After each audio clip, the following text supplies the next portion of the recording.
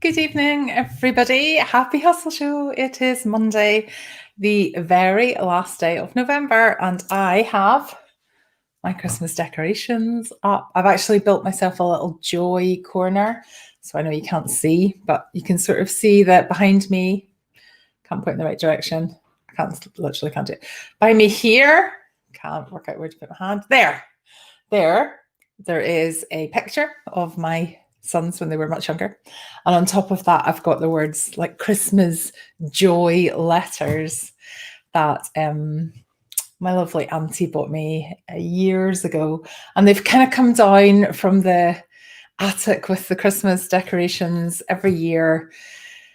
I've sort of put them somewhere, but this year they just really screamed at me because this year has been so all about the joy in here in Happy Side Hustle and with all of you joyful women.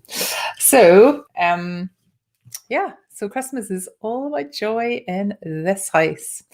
So how did everybody hold up over Black Friday, Cyber Monday? I am guessing for most people, your side hustles were busier than normal. If they weren't, just keep going. People have definitely got their wallets and purses out at the moment. So normally I am finished my Christmas shopping by now in a normal year, and I am not finished my Christmas shopping. In fact, there's a pretty significant amount of it that I haven't even started yet.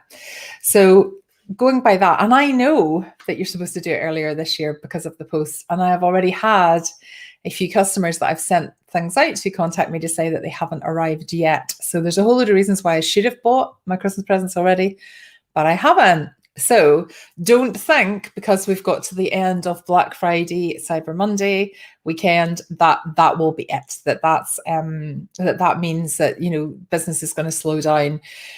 If you send orders internationally, so if you make a product and you send things internationally, I would very, very carefully, hi Susan, very carefully look at the last postage dates, and I would take them with an absolute pinch of salt, particularly this year. So I would be setting pretty early cutoffs. Just because in my experience, people get really uptight if they've bought something that's supposed to be a Christmas present and it doesn't arrive before Christmas.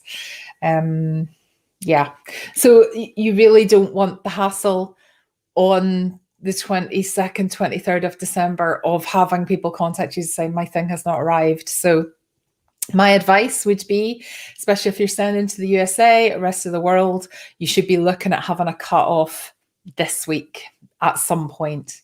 Hi, Jen. It's not what the Royal Mail say. And it depends how you send it, of course. You know, if you're using a courier or something like that, they might have different guidelines and, you know, they might have guarantees. But having been through Black Friday, Cyber Monday weekends for about 10 years now, I am definitely cutting things off. So I was going to do it tomorrow, being the 1st of December, but I might do it on Thursday and just see, hi Manuela, and just see if I can squeeze an extra few sales in, but only for overseas. Like I'm not cutting off UK postage. I'm going to do that. Yeah, I'll look at the last postage dates, but probably I think after the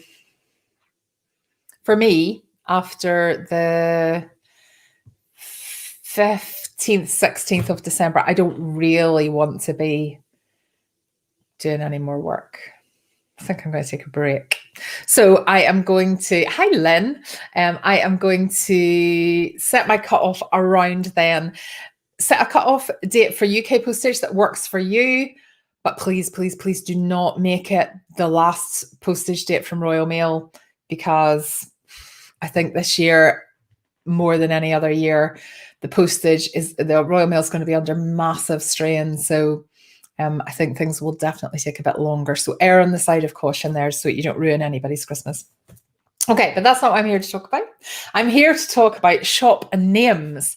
So I'm here to talk about shop names because there's been a couple of questions about it in the group, and I just thought instead of answering it, I would pop on and just have a little bit of a chat about it. So what you call your shop. So whether you have an Etsy store, whether you're just selling your stuff through Facebook, whether you have, you know, in the real world, hi Tina, you have like an in-person store, or whether you're delivering like like a hypnotherapy service or a beer course, a couple of the ones that are represented in the Hive. I know the name that you come up with really ideally should be something that speaks to your ideal customer as opposed to you.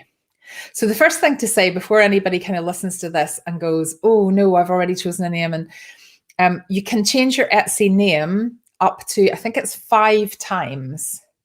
So if you have started relatively recently and you've chosen a name and you're not totally sure about it and you want to have a think about it off the back of this conversation, you can change it. It's kind of easy. If you've spent a lot of money on branding and whatever, I wouldn't.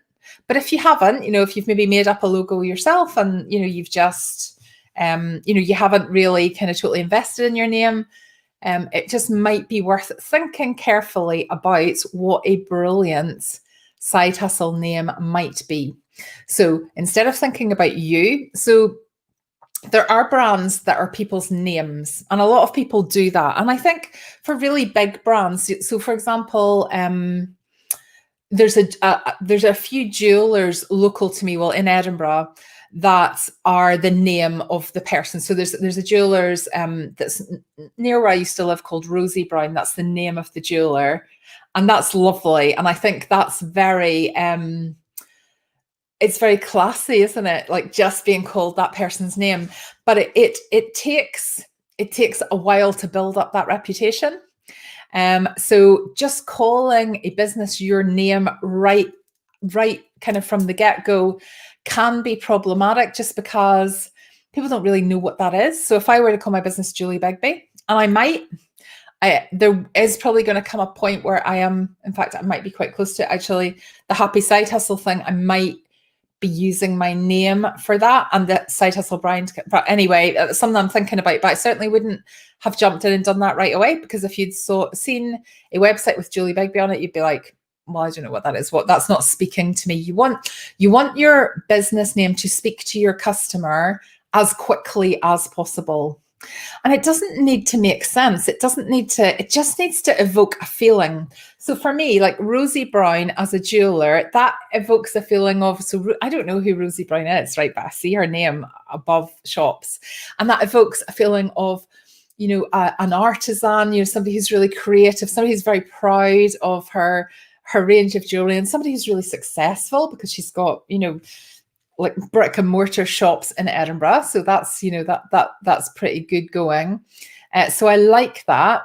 What I don't like in terms of business names, if you just think of brick and mortar shops, is I really don't like hairdressers that have like comedy names. So a cut above, or like curl up and dye, those. Like so I guess I'm not their ideal customer. So maybe their ideal customer loves that. But for me, that makes me think, oh, that's a bit of a cheap brand, because there's a bit of a joke in the name. So I guess what you need to think about for your business name is, what do you want your ideal customer to feel when you say it, when you say that name out loud? So I want to take a name that is one of the ladies in here. So Rachel runs Coastal Cottage Creations. Right, so tell me, what does the name Coastal Cottage Creations make you feel? So not think of, how does it make you feel? Tell me in the chat, because I really like your name, Rachel. I don't think you're on tonight, but hopefully you'll see this in the replay. So tell me, I'll give you, I know there's about a 20-second delay here. So tell me in the chat, what does the name Coastal Cottage Creations make you feel? Not what you think, but what you feel. And this is where, with hindsight, so I'm telling you what I would do, and it's nearly like do as I do, not what I did, because my brand is Theta Jewelry. So When I started it, there was kind of an emotion behind it because it came from a course I did in theta healing. And I was really, when I started, I was aiming at the healing gemstone market. That's what I was aiming at. And therefore, theta jewelry spoke to those people. But like most side hustles, my business has evolved and evolved and evolved and evolved. And now it's not really about that at all. So the name doesn't quite fit with what I now sell personalized portraits through. Ridiculous. Like, it's called theta jewelry. So with hindsight, I wouldn't have picked that name, but I have spent such a long time. So because my brand is so old now, to change it completely is quite a big deal. So I'm not suggesting that you need to go back and change your name, but I know that there were a few people asking over the last couple of weeks about, is this a good name? Would this be a good name? What if I did this? And I just kind of want to talk you through the process that I would take.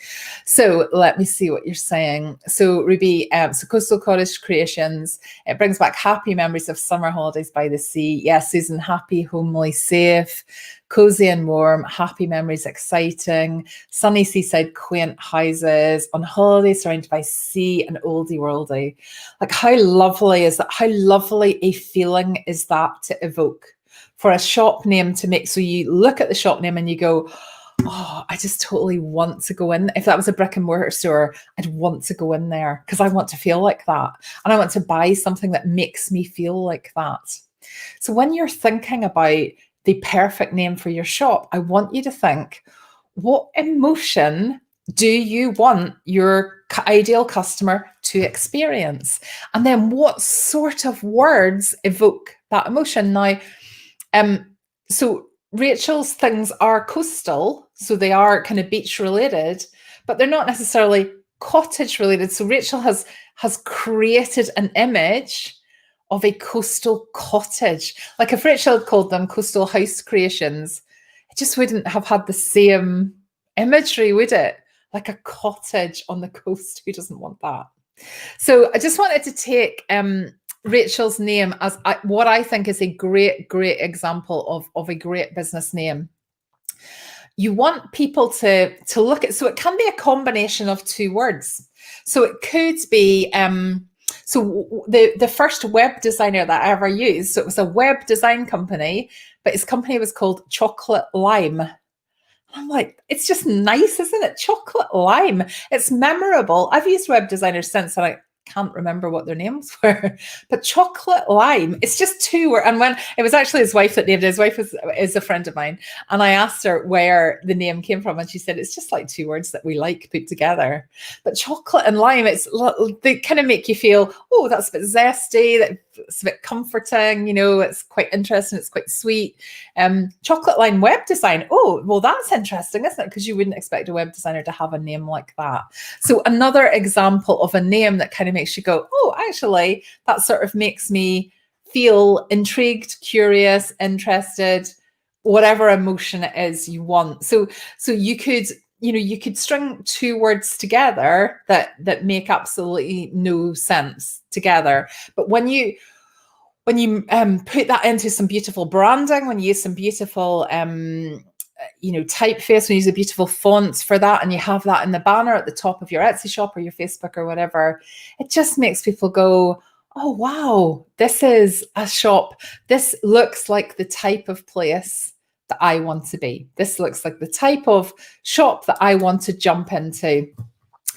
You have to remember that when we're selling online, the name of your shop is really influential. So if you're looking down a list of shop names, you want to have the shop name that makes your shop inviting, that really appeals to your target customer. So if the shop was called something like feline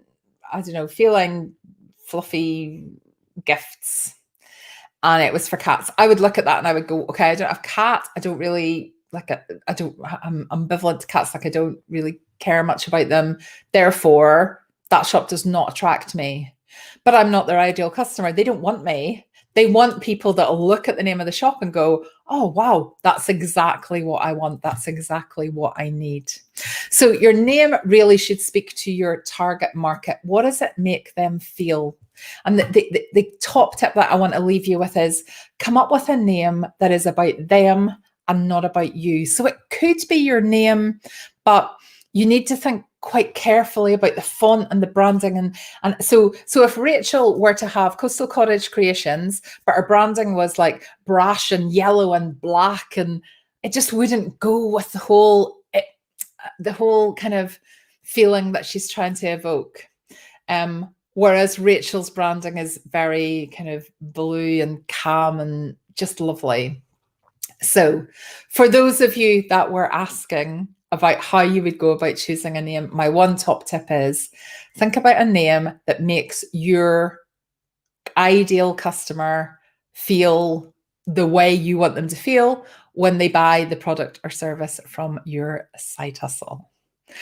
Okay, I have another call at 7:30, so I'm going to go. Thank you so much, everybody, for coming along today. I will be back on Thursday for another Happy Hustle show. Take care.